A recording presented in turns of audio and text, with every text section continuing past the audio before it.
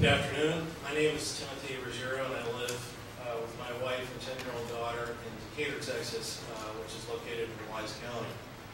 Repeated testing, both from private testing and through the TCEQ, has demonstrated that our air is toxic, our land is polluted, and our drinking water is contaminated with a chemical resembling MTBE, strontium, and boron.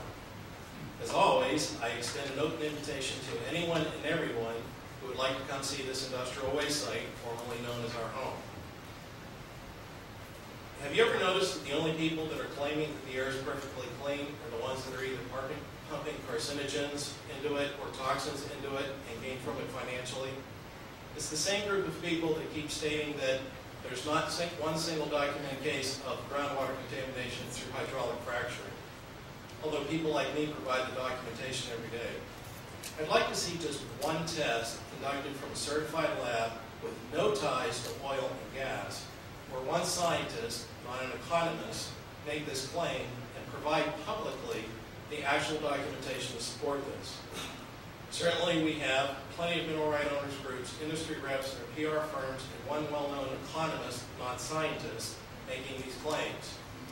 On my property, the igniting gas bubbles rise up from the ground not 50 feet outside the wellheads, and they were deemed naturally occurring and just part of the settling process by the Railroad Commission. The 30-foot deep hole has been settling for more than 6 months and sits in essentially a solid rock hole. 5th grade science, not postgraduate economics, tells you this is not settling. David Porter, Republican candidate for Railroad Commissioner, has stated on his own campaign website that, and I quote, "Current and emerging technologies and methods of exploration allow us to explore for energy, obtain the necessary energy resources, and return the explored area back to its original condition, or in some cases, better." I have asked Mr. Porter for a listing of these sites, particularly those in better condition, over a month ago because he apparently has never visited a well site before. Perhaps Mr. Porter will take me up on my invitation. During the drilling process, the TCEQ determined that through a screen-free modeling that my family and neighbors were being exposed to 380 parts per billion of nitrogen oxide an hour. The National Ambient Air Quality Standard states that we should not be exposed to more than 53 parts per billion annually. You don't have to have a PhD in economics to figure out that we received more than 10,000 years worth of NOx in less than 2 months. What enforcement action did the TCEQ take? A recommendation was made to install a filter. Aruba Petroleum, the small operator on our property, response was to thumb their nose at the TCEQ by installing 6 more wells in the very same area, using the very same type of drill rig and the same level of gusto, putting out the same level of toxins, if not more, than they ever did before. The chief difference between what TCEQ's Brian Shaw is stating as benzene exposure in reality is that it may very well be that one is exposed to 11,000 parts per billion of benzene when pumping gas, but none of us pumps gas 24 hours a day, 7 days a week, 365 days a year, or runs their truck or their car into the garage any longer than it takes to park it.